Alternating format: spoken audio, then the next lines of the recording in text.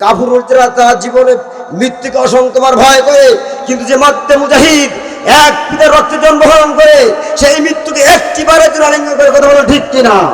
আমরা খালিদের জাত, আমরা ওয়ালিদের জাত, আমরা তালহার জাত, আমরা ওমরের জাত, আমরা কোরআনের জন্য, ইসলামের জন্য শরীরের সব রক্ত রেখে দিতে পারি, ইসলাম বিরোধীর হাতে বাংলার 1 ইঞ্চি জমি ছেড়ে দিতে পারি, কথা বলো ঠিক কিনা? একটা কথা মনে রাখবো, একটা কথা স্মরণ রাখতে হবে, মাছকে যেমন পানি থেকে আলাদা করা যায় না, এদেশের কোরআন প্রেমিক তাওহীদ জনতাকে আল্লাহর কোরআন থেকে আলাদা করা যাবে না, কথা বলতে ঠিক কিনা? আমার ভাইয়ের আজকে সারা পৃথিবীতে নাস্তিক মুরতাদ বেঈমানেরা পন্থীদের বিরুদ্ধে উঠে পড়ে লেগেছে, কথা বলুন। মোল্লা মোড়ে সহ্য করতেই পারে না, আলেম আলেমা সহ্য করতেই পারে না, টুপি দিয়ে দেখি মাথা চলে, পলিথিনের ভিতরে আগুন লেগে যায়, কথা বলুন ঠিক কিনা? এই বাংলাদেশের শিক্ষানীতি নিয়ে কথা বলে, তখন সেখানে কথা বলার সুবিধা, কথা বলুন ঠিক কিনা? আজ লক্ষ্য করে দেখবেন আপনারা, শিক্ষানীতি থেকে ওমরের জীবনী সরিয়ে ফেলা হয়েছে, শিক্ষানীতি থেকে আবু বকরের জীবনী নেই, শিক্ষানীতিতে ওসমানের জীবনী নেই, শিক্ষানীতিতে বিশ্বনবীর জীবনী নাই, শিক্ষানীতিতে কোরআন নেই, কথা বলুন ঠিক কিনা? যে শিক্ষানীতিতে ওমরের জীবনী থাকবে, যে শিক্ষানীতিতে ওসমানের জীবনী থাকবে, যে শিক্ষানীতিতে আবু বকরের জীবনী থাকবে, আমরা সেই শিক্ষা গ্রহণ করতে চাই, কথা বলুন ঠিক কিনা? এই মোল্লা বলে সেইখানে সমস্যা আছে না নাই? কি বলেন আছে? সমস্ত সমস্যা কাতিরা মনে করেন তাদেরকে, হুজুরদেরকে, দাড়িওয়ালাদেরকে, টুকরাদের, কথা বলুন ঠিক কিনা? এই জন্য কই বলেছেন, মোল্লা মোল্লা মোল্লা মোল্লা তত চলবে, এই বাংলাদেশে মোল্লারা ফাঁকের কথা বলবে, মোল্লা মোল্লা মোল্লা মোল্লা তন্ত্র চলবে, এই বাংলাদেশে মোল্লারা তো ফাঁকের কথা বলবে, যতই করো গানাবাজি, করোই ষড়যন্ত্র, এই বাংলাদেশে মোল্লারা বলবে চলবে কোরআন তন্ত্র, মোল্লা চিনো না তোমরা, আলেম চিনো না, মসজিদ চিনো না তোমরা, মসজিদ চিনো না, ঠিক কিনা বলুন? মোল্লা চিনে তোমার বাবাই, জিজ্ঞেস করো তাকে নিয়ে, মোল্লা ছাড়া তোমার বাবা মায়ের কেমনে হলো বিয়ে, কথা বলতে কিনা? এই জন্য বাংলার জমিনে মোল্লার হকের কথা বলবে, কোরআনের কথা বলবে, ইসলামের কথা বলবে, এই বাংলার জমিনে কোরআনের রাজকায়েমের জন্য তারা কথা বলবে, কথা বলতে ঠিক কিনা? আমার ভাইয়েরা, আপনাদের কাছে আমি কোরআনুল কারীমের সূরাতুল মায়েদা থেকে আয়াতে কারিমা তেলাওয়াত করেছি। বিশ্বনবী মুহাম্মদুর রাসূলুল্লাহ সাল্লাল্লাহু আলাইহি ওয়াসাল্লাম, আল্লাহ রাব্বুল আলামিন পৃথিবীর মানুষকে মুক্তির জন্য, নাজাতের জন্য রাসূলকে পাঠিয়েছেন। বলি সুবহানাল্লাহ। তার দায়িত্ব ছিল এই পৃথিবীর জমিনে রিসালাতের কাজকে পরিপূর্ণভাবে পালন করবেন, ঠিক না? আল্লাহ রাব্বুল আলামিন জানেন, ইয়া আইয়ুহার রাসূল বাল্লিগ মা উনজিলা ইলাইকা মির রাব্বিক ওয়া ইন লাম তাফআল ফামা বাল্লাগতা রিসালাতাহু আল্লাহু ইয়াসিমুকা মিনান নাস। আমার ভাইরা, আল্লাহ রাব্বুল আলামিন আল্লাহর হাবিব বিশ্ব নবী মুহাম্মদ রাসূলুল্লাহ সাল্লাল্লাহু আলাইহি ওয়াসাল্লামকে এই পৃথিবীবাসীর মুক্তির জন্য রিসালাতের দায়িত্ব দিয়ে রাসূলকে পাঠাবেন। তার দায়িত্ব হলো সমস্ত পৃথিবীর মানুষের কাছে কোরআনুল কারীমের দাওয়াতটাকে পৌঁছে দেওয়া। সুবহানাল্লাহ। রাসূল পাক সাল্লাল্লাহু আলাইহি ওয়াসাল্লাম যখন এই রিসালাতের দায়িত্ব দেওয়া শুরু করলেন, তখন কাফের গোষ্ঠীরা আবু জাহাল, উতবা, শায়বা, ওয়ালিদ ইবনে মুগিরা, আবু লাহাব, এই শয়তানগুলো বিশ্বনবীর বিরুদ্ধে তারা আইন পাশ করা ষড়যন্ত্র করেছে, রাসূলকে দেশ থেকে তাড়িয়ে দেওয়া ষড়যন্ত্র শুরু করেছে। শুধু তাই না, রাসূলকে বিশ্বনবীকে জেলখানা ঢুকিয়ে দেওয়ার ষড়যন্ত্র করেছে, কথা বলো ঠিক কিনা? সাকসেস কি হয়েছে? এই পৃথিবীতে যারা কোরআনের পক্ষে কথা বলবে, ইসলামের পক্ষে কথা বলবে, কোরআনের রাজনীতি যারা করবে, এদের বিরুদ্ধে আবু জাহেল উত্তরসূরিরা, আবু লাহাব উত্তরসূরিরা, ফিরআউনের নাতিপতিরা আজীবন আবহাওয়ার কাল থেকে কিয়ামত পর্যন্ত ষড়যন্ত্র করবে, কথা বলো ঠিক কিনা? তারা বললো, কাফেররা বললো, হে মুহাম্মদ, তুমি যে কোরআনের দাওয়াত দাও আর আমরা যে কথা বলি, মেলে না বেটে বলে একটা কাজ করি, আসো আমরা ধর্মটাকে 50-50 ভাগ করে নিই। আমরা কিছুদিন যে তোমার আল্লাহকে সেজদা দেই, আর তুমি মুহাম্মদ সহ তোমার দলের সঙ্গে এসে কিছুদিন আমাদের মূর্তিগুলোকে প্রণাম করো, করি না উজুবিল্লাহ। আমার ভাইয়েরা, বিশ্বনবী মুহাম্মদ রাসূলুল্লাহ সাল্লাল্লাহু আলাইহি সাল্লামকে যখন কাফেরের গোষ্ঠীরা এই প্রস্তাব পেশ করলো, আল্লাহ রাব্বুল আলামিন সুযোগ গ্রহণ করতে দিলেন না, তিনি সহ্য করতে পারলেন না। বলেন, বিশ্বরব, তোমার ধর্ম তোমার জন্য, আর ওদের জন্য ওদের ধর্ম, তুমি তোমার কাজ করে যাও, আর কাফেরের গোষ্ঠীদেরকে দাওয়াত দিয়ে যাও। আল্লাহ রাব্বুল আলামিন কোরআনুল কারীমের ভিতরে সঙ্গে সঙ্গে একটা কমপ্লিট সূরা নাযিল করে দিলেন। আল্লাহ রাব্বুল আলামিন জানেন, হয়তো তুমি শুনিয়ে দাও, কুল ইয়া আইয়ুহাল কাফিরুনা লা আ'বুদু মা তা'বুদুন সুবহানাল্লাহ। হে রাসূল, কাফেরদের বলে দাও, কুল ইয়া আইয়ুহাল কাফিরুন, হে কাফের গোষ্ঠীরা, কুল ইয়া আইয়ুহাল কাফিরুন লা আ'বুদু মা তা'বুদুন, তোমরা যার ইবাদত করো আমরা তার ইবাদত করি না, আবার আমরা যার ইবাদত করি তোমরা তার ইবাদত করো না, সুতরাং লাকুম দীনুকুম ওয়ালিয়া দীন। ধর্ম যার যার উৎসব সবার, এই কথা মুসলমান কথা বিশ্বের কথা মানে কথা বলো ঠিক কিনা? এই দলিল আল্লাহ রাব্বুল আলামিন সূরা কাফিরুন দিয়ে দিয়েছেন, লাকুম দীনুকুম ওয়ালিয়া দীন, তোমার ধর্ম তোমরা পালন করো আর আমাদের ধর্ম আমরা পালন করি। চিৎকার করে সুবহান। আবু জাহল, উতবা, শায়বা, ওয়ালিদ ইবনে মুগিরা, আবু লাহাব, এই 5 শয়তান যখন বিশ্ব নবীকে প্রস্তাব দিল, বিশ্ব নবী যখন প্রস্তাব গ্রহণ করলেন না, এই 5 শয়তান চলে গেল মক্কা থেকে মদিনায়। মদিনায় তখনকার যুগে একজন হুজুর ছিল, বড় হুজুর, পৃথিবীর নাম করা হুজুর, তিনি হলেন পেট মোটা বড় হুজুর। এইরকম বড় হুজুর বাংলার জমিনেও আছে না? না থাকলে আজরে বলবেন, না থাকলে চুপ করে থাকবেন। বুঝতে পেরেছেন আমার ভাইয়েরা? এই 5 শতাংশ চলে গেল মক্কা থেকে মদিনায়। যে বলছে, হুজুর, ও বড় হুজুর, আপনি তাওরাতে পারদর্শী, ইনজিলে পারদর্শী, জাবুরে পারদর্শী, আপনি 3 কিতাবের আলেম, আর আমাদের দেশে একজন নতুন হুজুর আবির্ভাব হয়েছে, তার নাম হলো মুহাম্মদ। আমরা বলি সাল্লাল্লাহু আলাইহি ওয়াসাল্লাম, তিনি হলেন কোরআনের আলেম। বলি সুবহানাল্লাহ। ও বড় হুজুর, শুনুন, আপনি তাওরাতের আলেম, মুহাম্মদ হলো কোরআনের আলেম, মুহাম্মদ টুপিওয়ালা, মুহাম্মদ দাড়িওয়ালা, মুহাম্মদ পাগড়িওয়ালা, মুহাম্মদ জুব্বাওয়ালা, কথা বলেন ঠিক কিনা? আর আপনি হলেন 3 কিতাবের আলেম। সুতরাং এই দাড়িওয়ালা, টুপিওয়ালা, জুব্বাওয়ালা তাদের ঠেকাতে হয়। দাড়িওয়ালা, টুপিওয়ালা, জুব্বাওয়ালা হুজুর দরকার আছে না? চলে গেল মক্কা থেকে মদিনায়। আবার হুজুর, আমাদের হুজুরকে ঠকানো লাগবে, হুজুরকে হারায় দেওয়া লাগবে।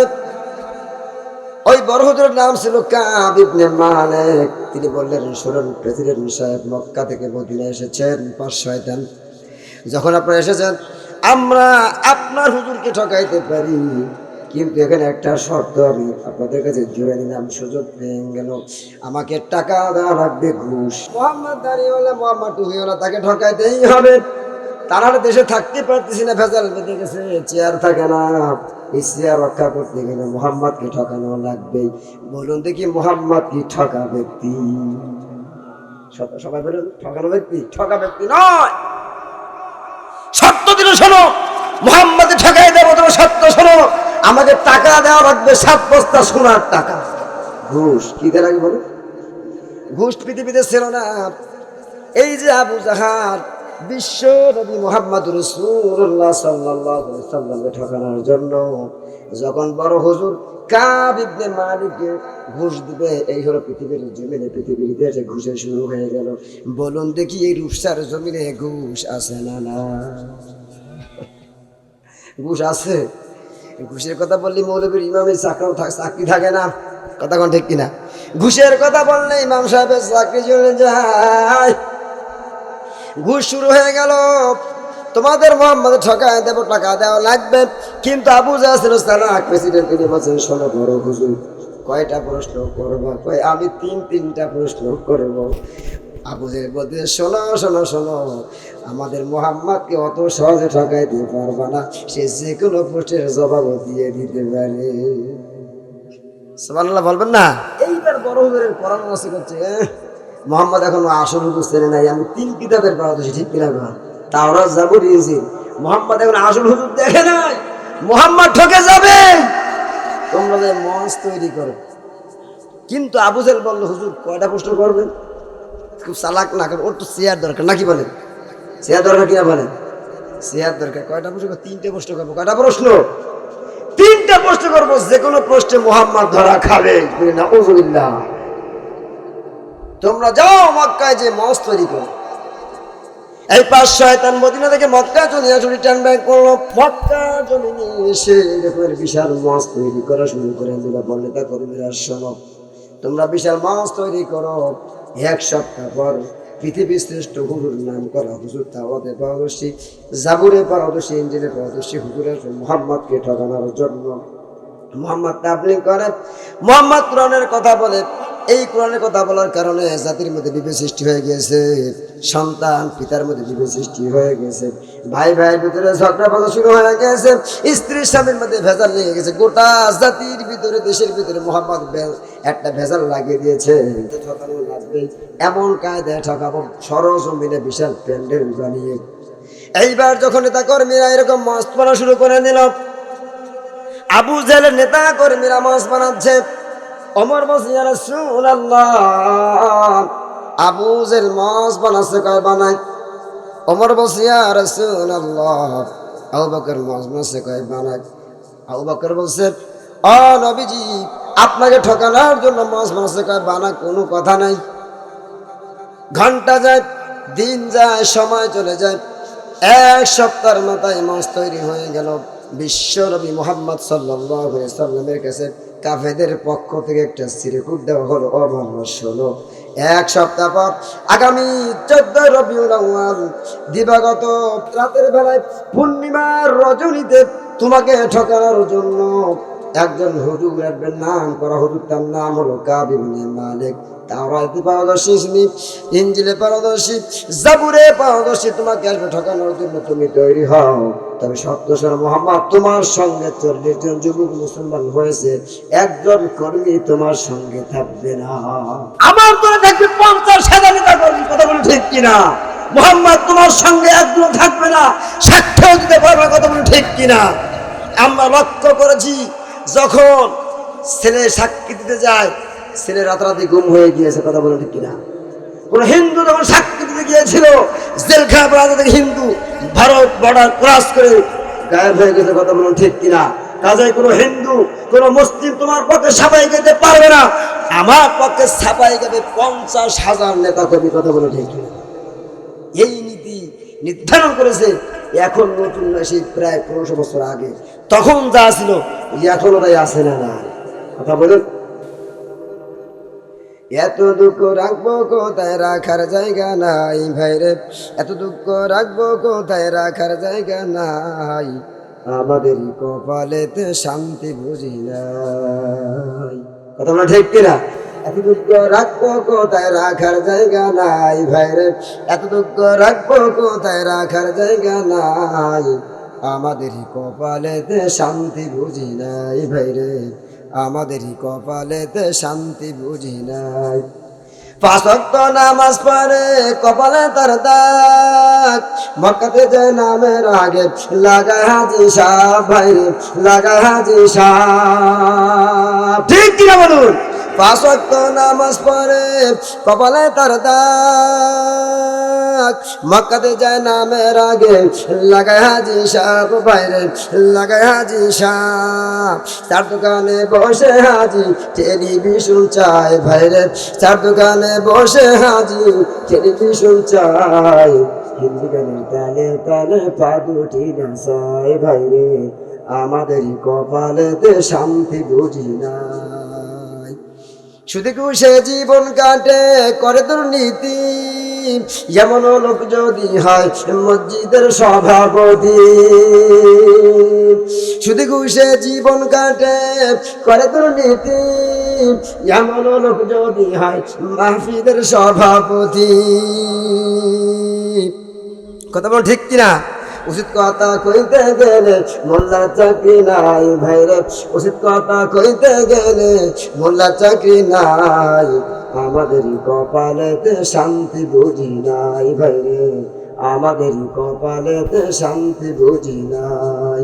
এত দুঃখ রাখবো কোথায় রাখার জায়গা নাই ভাইরে, এত দুঃখ রাখবো কোথায় রাখার জায়গা নাই, আমাদের কপালেতে শান্তি বুঝি নাই।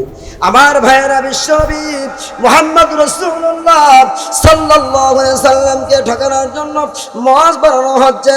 আমার ভাইয়েরা, মওয়াজ দেখে যখন এই কথা বলল, নবীজি বলেন, ওমর রে শোনো, চিন্তা করো না, চিন্তিত হও না, ভেঙ্গে পড়ো না।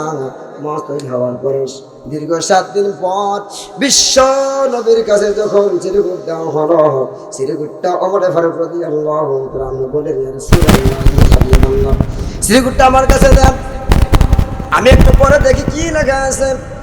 হযরত ওমর জীবনে ভয় পান নাই, জীবনে ঠকেন নাই।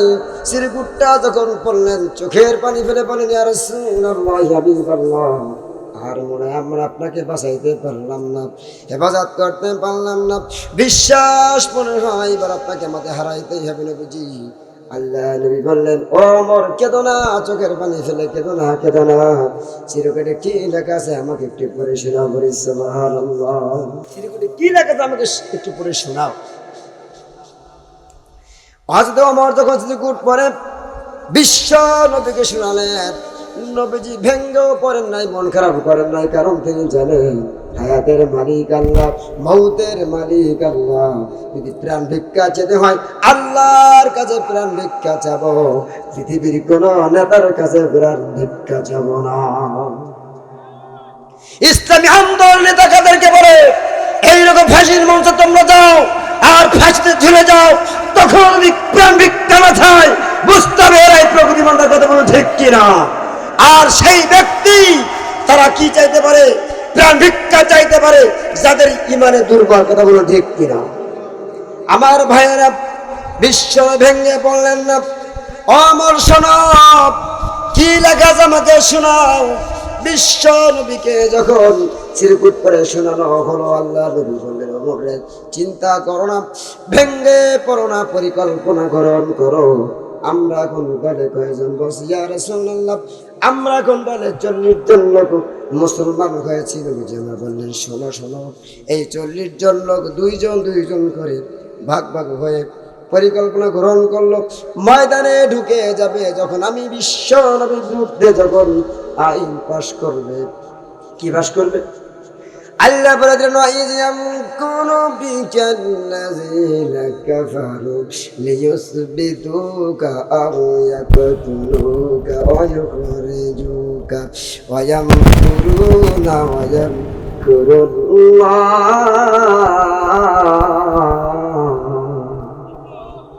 আল্লাহু খায়রুল মাকিরিন। নবীজি শুনুন, আপনাকে এই মক্কা লোকেরা দেশ থেকে তাড়িয়ে দিবে, আপনার বিরুদ্ধে আইন পাশ করবে, আপনাকে জেলখানায় ঢুকাবে, আপনাকে হত্যার পরিকল্পনা গ্রহণ করবে। 3টা আইন তারা এই মক্কার জমিনে পাশ করবে। এই কাফেরের গোষ্ঠী না নবীর বিরুদ্ধে 3টা আইন পাশ করেছিল। এই পৃথিবীর জমিনে হকের কথা বলে, কোরআনের কথা যারা বলে, এই বাংলার জমিনে যারা কোরআনকে গালেব দেখতে চান, এদেরকে বাতিল শক্তি, এই বাতিল শক্তি এইভাবে তাদের প্রতি নির্যাতন করতেছে। কথা বলেন ঠিক কিনা? তাহলে কোরআনের কথা কি বন্ধ থাকবে না চলবে? চলবে তো ইনশাআল্লাহ। এই পৃথিবীর কোন শক্তি কখনোই কোরআনকে বন্ধ করতে পারবে না। নবীকে চিরকুট দেওয়া হলো, নবীজি এই কথা বললেন। এরপরে রাসূলকে বলা হলো, আগামীকাল সকালবেলা কাব ইবনে মালিক আসবে মদিনা থেকে মক্কায়। 3টা প্রশ্ন নিয়ে, একটা হলো শরিয়াতের প্রশ্ন, 1 নম্বর শরিয়াতের প্রশ্ন, 2 নম্বর ছিল মারিফতের প্রশ্ন, 3 নাম্বার ছিল আধ্যাত্মিক প্রশ্ন। কয়টা প্রশ্ন করছে? 3টা প্রশ্ন করেছে। আর ওই বড় হুজুর ছিল কাব ইবনে মালিক, তিনি শরীয়ত, তিনি তাওরাতের পারদর্শী, জাবুরের পারদর্শী, ইনজিলের পারদর্শী, স্বয়ং মুহাম্মদ রাসূলুল্লাহ সাল্লাল্লাহু আলাইহি ওয়াসাল্লাম কোরআনের পারদর্শী। কথা বলেন ঠিক কিনা? আমার ভাইরা, আগামীকাল সকালে কাব ইবনে মালিক আসবে, মুহাম্মদ সাল্লাল্লাহু আলাইহি ওয়াসাল্লাম তৈরি থেকো। একা একা ময়দানে শোনা, একা একা ময়দানে শোনা, যদি একা একা ময়দানে আসো আর দিতে না বড় গর্দান থেকে কিন্তু পল্লা আলাদা হয়ে যাবে। আর ভাইরা, কাব ইবনে মালিক আসলো, এইরকম মঞ্চ তৈরি করলো, মঞ্চের বসে আর দিল 2 কয়টা দিল বলেন? 2টা চেয়ার দিল। একটা চেয়ার হলো সভাপতির চেয়ার, আর একটা হলো প্রধান বক্তার চেয়ার। আজকাল দেখা যায় অনেক মাহফিলের সভাপতি সেই হয় যে যদি কুরু আল্লাহ সেও করতে পারে না। আজকাল অনেক মাহফিলে দেখা যায় মাহফিলের সভাপতি সেই হয় যিনি ঈশার নামাজ পড়ে না। অনেক মাহফিলে লক্ষ্য করি আমরা সভাপতি সেই হয় যিনি 90 বছর বয়স হয়েছে এখনো দাড়ি ওঠেনি। উঠেছিল ভাই, কিন্তু সফান কি হয়েছে? কথা বলো ঠিক কিনা? এই সমস্ত লোক হয় মসজিদ মাতা সভাপতি। কথা বলো ঠিক কিনা? আল্লাহ বলে দিয়েছেন ইন্নামা ইয়াকুরু মাসাজিদাল্লাহ মান আমারা বিল্লাহ ওয়াল ইয়াউমিল আখির ওয়া আকামাস সালাহ ওয়া আতাজ যাকাত যাকাত ওয়া লাম ইয়াখশা ইল্লাল্লাহ। সুবহানাল্লাহ। এই গুণে গ্রহণ যারা হবে না তারা মসজিদ মাতা সভাপতি হতে পারবে না। আজকের মাহফিল থেকে আমরা আল্লাহকে দোয়া করি যারা কোরআনের পক্ষে থাকবে আল্লাহ রাব্বুল আলামিন তাদেরকে সফল দান করবে। কথা বলুন ঠিক কিনা? আমার যুবক ভাইয়েরা, চিন্তা করো না, সোনামানিকরা চিন্তা করো না, এই বাংলার জমিনে আজ হোক কাল হোক একদিন কোরআনের রাজ কায়েম হবে। কথা বলুন ঠিক কিনা? কোরআনের রাজ বাংলার জমিনে কায়েম হবেই হবে। তুমি এক আল্লাহকে হারিয়েছো, লক্ষ আল্লামা বাংলার জমিনে তৈরি হয়ে গেছে। কথা বলুন ঠিক কিনা? লক্ষ আল্লামা জীবন দেবে, 13 বছর তেল খাটবে, শহীদ হবে, বাংলার জমিনে তবু বাতিলের কাছে মাথা নত করবে না। কথা বলুন ঠিক কিনা? আমার ভাইয়েরা, কাব ইবনে মালিক চলে এলো সারা সফর করে। আবু সুফিয়ান কয়, ও আবু জাহাল, যার জন্য এত বড় আয়োজন করলা সেই মুহাম্মদ কই? কিন্তু মুহাম্মদ তো এখনো ময়দানে আসে নাই। প্রশ্ন রাখিও আমার ভাইয়েরা, মুহাম্মদ রাসূলুল্লাহ সাল্লাল্লাহু আলাইহি ওয়াসাল্লাম অপেক্ষায় রয়েছেন কার হুকুমে? কার হুকুমে রয়েছে? আল্লাহ নবী কান্না রব্বুল আলামিন 40 জন যুবক, বহুত কষ্টে আমার হাতে করা যুবক মুসলমান হয়েছে, ওই ময়দানে নামিয়ে দিয়েছি রব্বুল আলামিন 50,000 বাতিল নেতা কর্মী। এদের ভিতরে 40 জন যুবককে আমি ভাগ ভাগ করে পাঠিয়ে দিয়েছি রব্বুল আলামিন, তুমি সাহায্য করিও। এমন সময় আল্লাহ নবী, বিশ্ব নবী সাল্লাল্লাহু আলাইহি ওয়াসাল্লাম আস্তে করে হাদিস প্রমাণ করে কাপড় দিয়ে হোক, চাদর দিয়ে হোক, মাথা রেখে আস্তে করে ময়দানে ঢুকে পড়েছে। এইবার সভাপতির চেয়ারে যে আবু জাহেল বসা এরকম ঠেস মেরেছে, কয় ওই যে মোহাম্মদ, ওই যে মোহাম্মদ হাজির, মোহাম্মদ হাজির। সুবহানাল্লাহ বলবেন না? মোহাম্মদ প্রধান বক্তা কাব ইবনে মালিক, তাকে দেখে তাওরাতে যার কথা বলা আছে, ইনজিলে যার কথা বলা আছে, জাবুরে যার কথা বলা আছে, আমি তো দেখি সেই তো এনি মুহাম্মদুর রাসূলুল্লাহ সাল্লাল্লাহু আলাইহি সাল্লাম। কিন্তু ঘুষ খাইছে কয় বস্তা টাকা? 7 বস্তা টাকা ঘুষ খেয়েছে। 3 বস্তা টাকা আগে দিয়ে এসেছে ঘুষ, 4 বস্তা টাকা বাকি রয়েছে। এই যে বড় হুজুর ঘুষ খেয়ে বিশ্ব নবী মুহাম্মদ সাল্লাল্লাহু আলাইহি সাল্লাম আসল হুজুর জানার পরেও সাক্ষ্য দিতে পারে না। এইরকম মুনাফিক মার্কা হুজুর বাংলার জমিনে আছে না? কত বলেন আছে কিনা? কোরআন সত্য, ইসলাম সত্য, ইসলামী আন্দোলন সত্য, কোরআনের জীবন দেওয়াও সত্য, জানার পরও ফতোয়া আমার কথা বলেন ঠিক কিনা? আমার ভাইয়েরা, এটা সেই সময় থেকে শুরু হয়ে এখন পর্যন্ত চলছে, এইখান থেকে শুরু করে কিয়ামত পর্যন্ত চলবে। কথা বলেন ঠিক কিনা? মুসলমান কি বিচলিত হবে নাকি? কথা বলুন, বিচলিত হবে না। আপনি কি মুহাম্মদ? বলছে হ্যাঁ সাল্লাল্লাহু আলাইহি সাল্লাম। আপনি আল্লাহর নবী? প্রশ্ন করতেছে। বলছে আমি নবী দাবি করি না, তবে আল্লাহ রাব্বুল আলামিন আমাকে কোরআন দিয়ে পাঠিয়েছে। তাও সুবহানাল্লাহ কয় না। তাই যদি হয় মঞ্চে আসেন। কে বলছে? বড় হুজুর বলতেছে। তাই যদি মঞ্চে আসুন, আপনার কাছে প্রশ্ন করব কয়টা? 3টা প্রশ্ন করব। বিশ্ব নবী মঞ্চে আসবে। কাব ইবনে মালিক তার বসার জায়গা, তার তো বিশ্ব নবীর চেয়ার নাই। কাব ইবনে মালিক বিশ্ব নবীকে বসার জন্য ছোট্ট একটা জায়গা করে দিল। বলল মুহাম্মদ সাল্লাল্লাহু আলাইহি ওয়াসাল্লাম আপনি এখানে বসুন, কারণ বড় হুজুর বুঝে ফেলেছে ইনি আখির জামানার পয়গম্বর নবী মুহাম্মদুর রাসূলুল্লাহ সাল্লাল্লাহু আলাইহি ওয়াসাল্লাম। ইনা শুধু যে আমি কাব ইবনে মালিক বেয়াদবি করি, আল্লাহ রাব্বুল আলামিন আমাকে কিয়ামতের ময়দানে ক্ষমা করে দিবে না। বুঝে হুজুর আপনাকে প্রশ্ন করবো 3টা। কয়টা? 3টা। যখন এই কথা বললো, পাশের সভাপতি আবু জেহেল করছে বড় হুজুর মুহাম্মদ সব প্রশ্নের উত্তর দিতে পারে। মানে প্রশ্ন করার উত্তর আউট হয়ে গেছে, সব প্রশ্নের উত্তর দিতে পারতে হবে। তার মানে আর কি? একটা কও দি। আমি একদিন হাতের ভিতরে পাথর নিয়ে গেলাম, বললাম মুহাম্মদ সাল্লাল্লাহু আলাইহি সাল্লাম বলো তো আমার হাতের ভিতরে কি? নবীজি বললেন ও আবু বকর, ও আবু জাহল শোনো, তোমার হাতের ভিতরে কি আছে আমি বলবো না, হাতের ভিতরে যা আছে ও যদি সাক্ষ্য দিয়ে দেয় কলেমা পড়বে নাকি? বলছে তা তো মন্দ কথা না, কারণ আবু জাহল জানে হাতের ভিতরে যাচ্ছে কথা বলতে পারে না। কিন্তু প্রশ্নটা কি মুসলমান, বিশ্ব নবীর হাতের ভিতরে যা আছে কথা বলাবেন তিনি কে? ফেসবুকটারে বানাইছি ইলমে দ্বীনের পাঠশালা, জিতার মতন যখন তখন দিচ্ছে সে তাই মাসালা। ফেসবুকটারে বানাইছি আজ ইলমে দ্বীনের পাঠশালা, জিতার মতন যখন তখন দিচ্ছে সে তাই মাসালা। নিজের মতের বাইরে গেলে, নিজের মতের বাইরে গেলে দেয় তার অভিশাপ। আমরা ফেসবুকে মুক্তি সার, আমরা ফেসবুকে মুক্তি সার, আমরা ফেসবুকে মুক্তি সার, আমরা ফেসবুকে মুক্তি সার।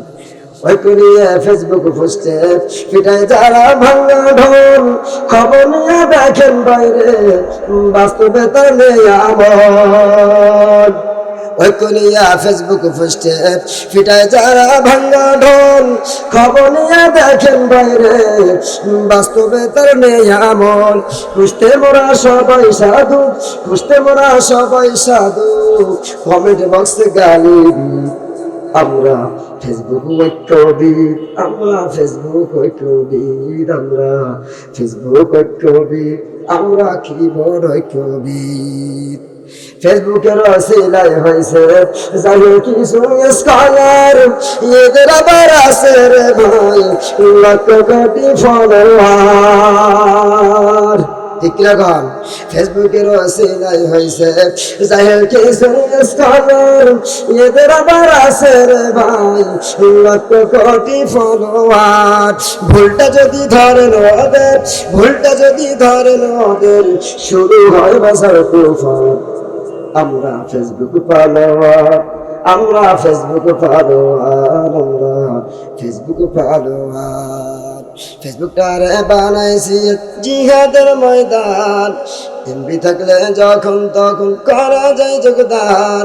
আঙুল দিয়া যারে তারে, আঙুল দিয়া যারে তারে করে দেই শহীদ। আমরা ফেসবুক মুজাহিদ, আমরা ইউটিউব মুজাহিদ। তোমরা ঠিক কিনা? ও আমার ভাইরা, আজকে জাতির ভিতরে ভেদাল লেগে গিয়েছে। বিশ্ব নবী মুহাম্মদ রাসূলুল্লাহ সাল্লাল্লাহু আলাইহি ওয়াসাল্লামকে কাব ইবনে মালিক বলছে মুহাম্মদ তোমার কাছে প্রশ্ন করব 3টা। 1 নম্বর শরীয়তের প্রশ্ন করব, 2 নম্বর মারিফাতের প্রশ্ন করব, 3 নম্বর হলো আধ্যাত্মিক প্রশ্ন করব। 1 নম্বর প্রশ্ন হলো বলো মুহাম্মদ সাল্লাল্লাহু আলাইহি ওয়াসাল্লাম সব নবীদের মুজিজা ছিল, তোমারও কোনো মুজিজা আছে নাকি? থাকলে একটু দেখাবো। কি বলি সুবহানাল্লাহ? সব নবীর মুজিজা ছিল, তোমার কোনো মুজিজা আছে? থাকলে দেখাবা। মুসা নবী দরিয়া পার হয়ে গিয়েছিল, ঈসা নবী কুষ্ঠরোগী ভালো করেছিল, সুলাইমান নবী আংটি দিয়া আর সারা পৃথিবী ঘুরেছিল। তোমার কোনো মুজিজা আছে নাকি দেখা নাকি? কথা বলে ঠিক কিনা? আমার ভাইরা, এক নাম্বার প্রশ্ন যখন বলল বসো মোহাম্মদ শোনো, আমার এক নাম্বার প্রশ্ন হলো আজকে 14 রবিউল আউয়াল পূর্ণিমার ফুটফুটে রজনী, দেখো মাথার উপরে চাঁদ দেখা যায় মুহাম্মদ সাল্লাল্লাহু আলাইহি ওয়াসাল্লাম। তুমি যদি সত্যি আল্লাহর নবী হয়ে থাকো এই মুহূর্তে চাঁদটাকে দ্বিখণ্ডিত করে দেখানো লাগবে। আল্লাহ নবী আশ্চর্য হয়ে গেলেন, সাথে তো কোনদিন নামার কেরামতি ছিল না। সঙ্গে সঙ্গে জিজ্ঞেস করছে রাসূলুল্লাহ, ইয়া হাবিবাল্লাহ, বিচলিত হবেন না, চিন্তিত হবেন না। আজকে এই মুহূর্তে আপনি পৃথিবীর যাকে যে অর্ডার করবেন সেই জিনিস সেই অর্ডার এই মুহূর্তে পালন করবে। চিৎকার দিয়ে বলি সুবহানাল্লাহ। আল্লাহ নবী, বিশ্ব নবী সঙ্গে সঙ্গে হাতে ডান হাতে শাহাদাত আঙ্গুল ইশারা করলেন চন্দ্রের দিকে। সঙ্গে সঙ্গে চন্দ্রটা দ্বিখণ্ডিত হয়ে আবু কুবাইস পাহাড়ের দুই পাশে দ্বিখণ্ড যখন চলে গেল, পৃথিবীটা অন্ধকার হয়ে গেল। সঙ্গে সঙ্গে 50,000 নেতা করে বসে হই হই হই হই সাত নামা কে হুকুম, এই না সাত গেল করে। কারণ এতক্ষণ তো আলোর ভিতরে মাতুব্বারি করতেছিল। রাসূল পাক সাল্লাল্লাহু আলাইহি ওয়াসাল্লাম আঙ্গুল ইশারা করলেন, সূরা কামার পরে দেখবেন ইকতারাবাতিস সাআতু ওয়ানশাক্কাল কমার। বিশ্ব নবীর মুজিজা, তিনি যখন হাত ইশারা করলেন আবু কুবাইস পাহাড়ে দুই পাশে দুই কান চাঁদ খণ্ড চলে গেল। পৃথিবীর সময় 40 থেকে 45 মিনিট পর্যন্ত, আমার ভাইয়েরা 40 থেকে 45 মিনিট পর্যন্ত পৃথিবীর বুক থেকে চারটা দ্বিখণ্ডিত হয়ে দুই পাশে পড়ে রইল। পৃথিবীটা অন্ধকার হয়ে গেল। যখন অন্ধকার হয়ে গেল সঙ্গে সঙ্গে বসে হই হই রই রে চাঁদ নামা গেল কই। বিশ্ব হয়ে বসে তোমাদের নেতা বসে চাঁদটাকে দ্বিখণ্ডিত করতে, আমি ইশারা করেছি আল্লাহর হুকুমে চাঁদ দ্বিখণ্ডিত হয়ে যাও। এইবার 50,000 নেতা করবি বিশ্ব নবীকে মারার জন্য মোটা মোটা লাঠি নিয়ে আসছিল। ওই মোটা মোটা লাঠি নিয়ে এইবার নেতা করে বলছি, এই আবু জাহাল নেতা সব শীত বিশ্বাস জায়গায় লাগা। তারা হলে যে লাঠি আনছিল মুহাম্মদকে মারার জন্য, ওই লাঠি এখন তোর পিঠে পড়বে। কিন্তু কথা কোন ঠিক কিনা? কাজেই সময় যখন তখন পরিবর্তন হতেই পারে।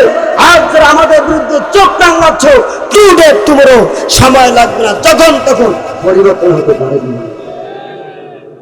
তাই না আমার ভাইয়েরা? এই যে আল্লাহ বলছেন ওয়ালা তাহিনু ওয়ালা তাহজানু ওয়া আনতুমুল আ'লাউনা ইন কুনতুম মুমিনিন। মুমিন যারা হবে তারা ভেঙে পড়বে না, চিন্তিত হবে না। আমার আল্লাহ রাব্বুল আলামিন তাদেরকে বিজয় দান করবেন। বলে সুবহানাল্লাহ।